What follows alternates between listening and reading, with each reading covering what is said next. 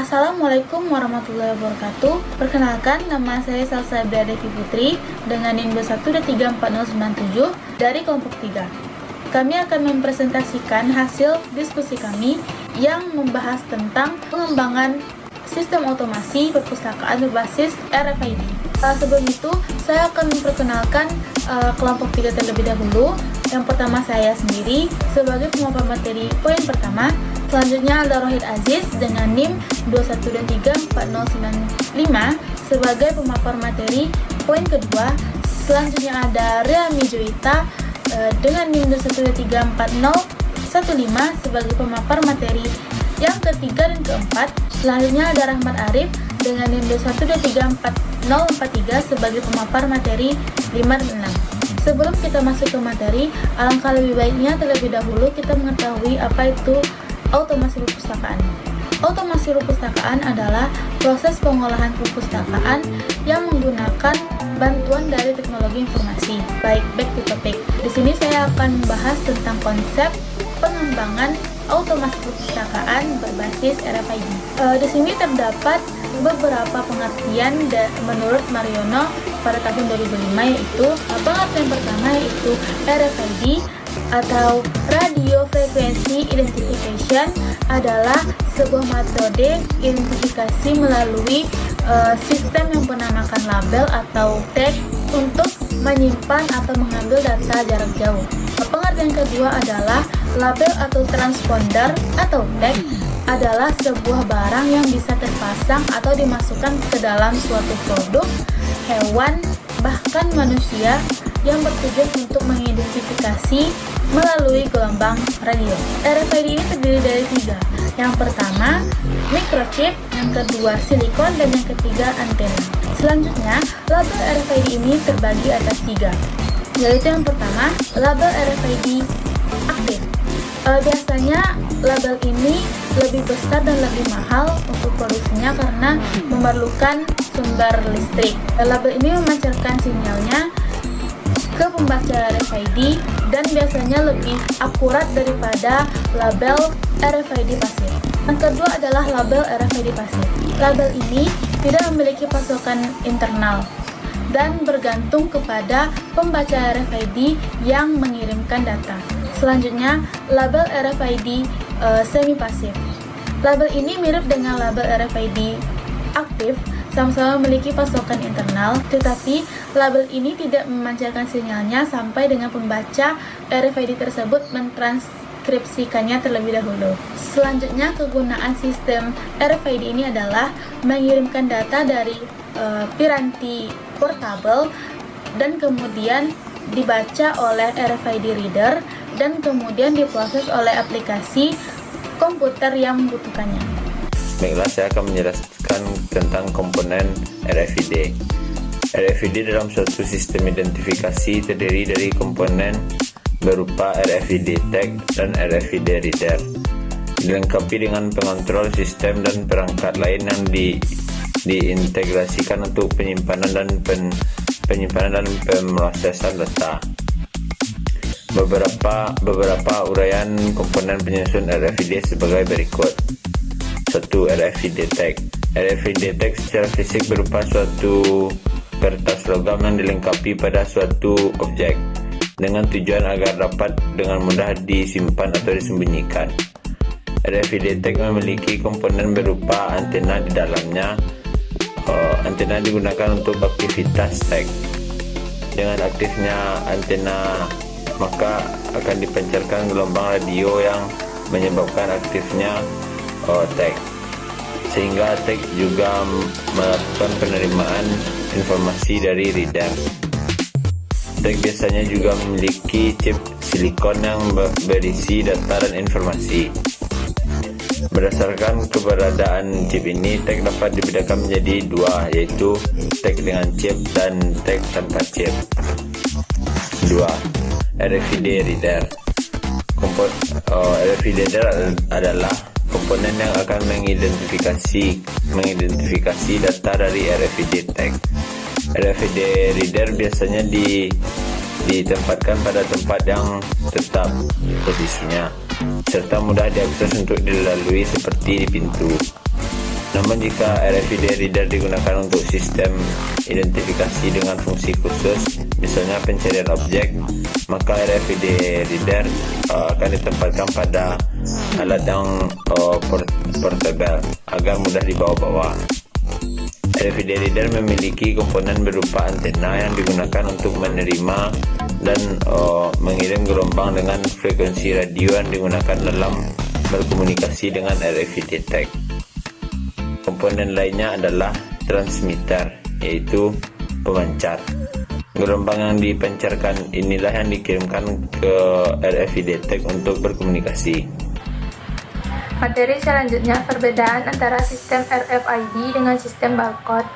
Perbedaan pertama, RFID dapat dibaca dari jarak yang sangat jauh, sedangkan barcode hanya didekatkan ke pemindai agar dapat dibaca. Perbedaan kedua, jika ada troli penuh dengan barang keluar dari mall, pemindai RFID dapat membaca semua barang dalam beberapa detik yang tidak mungkin dilakukan dengan sistem kode batang. Perbedaan ketiga, RFID mahal dibandingkan dengan barcode yang menghambat penggunaan massal mereka. Di sisi lain, barcode murah dan sangat populer di seluruh dunia. Perbedaan keempat, tidak diperlukan sumber daya manusia dengan sistem RFID dan sepenuhnya otomatis. Di sisi lain, karyawan tetap diharuskan memindai barcode barang. Perbedaan kelima, RFID tidak hanya dapat dibaca, tetapi juga ditulis ulang dan dimodifikasi tergantung kebutuhan, sedangkan barcode hanya dapat dibaca. Perbedaan keenam, RFID tidak dapat dipalsukan atau diproduksi, sedangkan barcode dapat dipalsukan atau diproduksi. Perbedaan ketujuh, jangkauan pembaca RFID adalah 300 kaki, sedangkan barcode tidak dapat membaca melewati dari 15 kaki. Materi selanjutnya, perangkat keras yang dibutuhkan untuk membangun sistem berbasis RFID. RFID menggunakan sistem identifikasi dengan gelombang radio, sehingga minimal dibutuhkan dua perangkat, yaitu tag dan reader. Saat pemindahan data, reader menangkap sinyal dari RFID tag. Yang pertama, tag.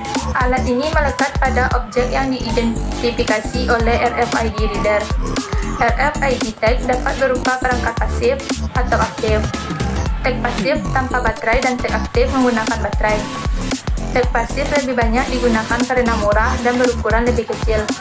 Selain itu, RFID tag dapat berupa perangkat read-only yang berarti hanya dapat dibaca saja. Bisa juga read-write yang berarti dapat dibaca dan ditulis ulang untuk update. Yang kedua, RFID reader. RFID reader terdiri dari dua bagian, yaitu reader pasif dan reader aktif. Reader pasif memiliki sistem pembaca pasif yang hanya menerima sinyal radio dari RFID tag aktif atau yang dioperasikan dengan baterai atau sumber daya. Jangkauan penerima RFID pasif bisa mencapai 600 meter. Hal ini memungkinkan perangkat RFID untuk sistem perlindungan dan pengecekan aset. Sedangkan reader aktif, terdapat sistem pembaca aktif yang memancarkan sinyal interrogator ke tag dan menerima balasan autentikasi dari tag. Sinyal interrogator ini juga menginduksi tag dan seterusnya menjadi sinyal DC yang menjadi sumber daya tag pasif. Halo teman-teman semuanya, saya akan memperhatikan bagaimana cara kerja dan serba RFID beserta kelebihan dan kelemahan RFID bagi perusahaan. Baiklah, langsung saja cara kerja atau sirkulasi RFID di perusahaan.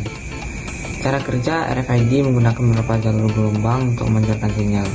Namun, yang paling banyak dipakai adalah jalur UHF, ada frekuensi 865 sampai 928 MHz. Prinsip tercermin adalah sistem verifikasi tanpa kabel yang memungkinkan pengambilan data tanpa bersentuhan, seperti barcode dan magnetic card ATM. RFID ditemukan oleh seorang matematis Soviet yang menemukan sistem pengiriman gelombang radio melalui informasi audio. Sebuah label RFID yang ditempelkan pada bahan pustaka akan mengidentifikasi bahan pustaka dan akan melindungi ketika pustaka melakukan peminjaman dan pembawaan bahan pustaka keluar dari perpustakaan, maka label RFID akan terbaca oleh sistem. Selanjutnya saya akan masuk kepada kelebihan dan kelemahan dari RFID. Yang pertama yaitu kelebihan dari RFID. Pertama, kecepatan pengisian dan pemakaian. Penggunaan RFID mengurangi jumlah waktu yang diperlukan untuk melakukan kegiatan sirkulasi dan inventarisasi karena tag RFID dapat dibaca dari jarak jauh dibandingkan barcode yang harus disejarkan untuk dapat terbaca. Yang kedua, yang paling signifikan pengamatan waktu dikaitkan dengan fakta-fakta informasi yang dapat dibaca tag RFID jauh lebih cepat daripada barcode, dan beberapa item atau bahan pustaka dapat ditumpuk atau dibaca pada waktu yang sama. Yang ketiga atau selanjutnya, mempermudah pemakaian sendiri atau disebut juga dengan layanan mandiri. Untuk pelanggan yang menggunakan layanan mandiri, sensor dapat membaca tag RFID yang telah dipasang dalam beberapa bahan pustaka. Bahan pustaka yang dipinjam atau dikembalikan banyak pada satu waktu yang bersamaan, sehingga memudahkan kinerja staf di perpustakaan. Selanjutnya, keandalannya yang tinggi. Alat membaca atau reader yang sangat diandalkan. Beberapa sistem RFID menghubungkan sensor untuk pintu keluar dan sistem sirkulasi untuk mengidentifikasi barang-barang yang keluar dari perpustakaan. Selanjutnya yaitu saya akan masuk ke kekurangan atau kelemahan dari sistem RFID ini. Berikut ada kelemahannya. Yang pertama yaitu dari teknologi rapid adalah biaya yang dikeluarkan tinggi atau lumayan mahal. Untuk pembelian komponen RFID, harga tagnya sekitar 1.500 sampai 7.500 US dollar untuk masing-masing tag, jauh lebih mahal dibandingkan dengan barcode. RFID rentan untuk berkompromi karena lapisan foil dari teks yang terlalu tebal berkemungkinan bisa menghalangi sinyal radio dan memungkinkan memutarkan sinyal tersebut sehingga tidak terbaca oleh sistem. Perlu kehati-hatian dan keselarasan dalam penggunaannya. Yang ketiga, kemungkinan penghapusan atau pencabutan tag yang dipasang pada bahan atau item.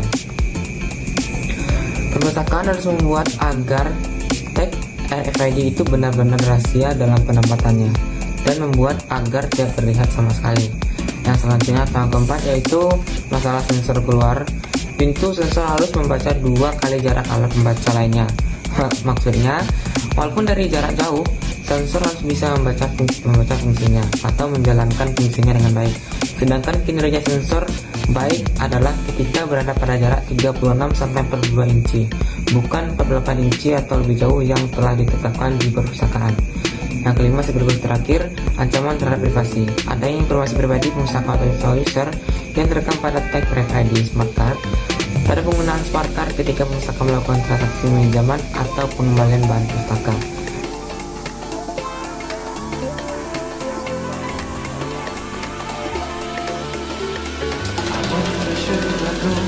Or should I stay? The band had only one more song to play, and then I saw you out the corner of my eye.